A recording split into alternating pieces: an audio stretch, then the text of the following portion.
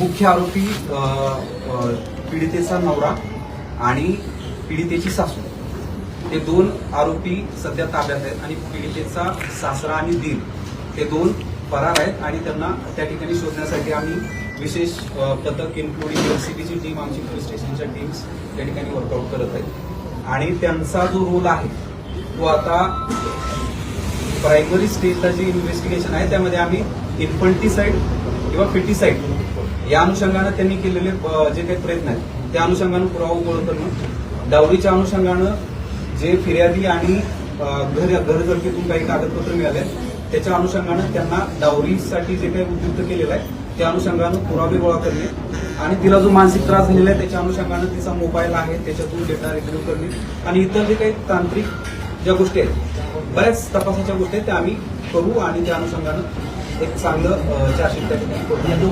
अटक केली, अटक कुठून केली आणि त्या दोघांचा काही तपास लागला का दुसऱ्या दोघांचा तपास सुरू आहे. आज उद्या 2 दिवसामध्ये तेही आरोपी. लोकेशन सांगा ना. लोकेशन माहित नाहीये, संबंधित आहेत. आम्हाला माहित असतं तर अटक केली. ज्यांना अटक केली घरून गेले बाहेर गुजरवाडीच्या अलीकडून. सासू आणि नवरा कुठे होते जेव्हा तुम्ही अटक केली तेव्हा? गुजरवाडीच्या जवळून आम्ही त्यांना अटक केलेलं आहे.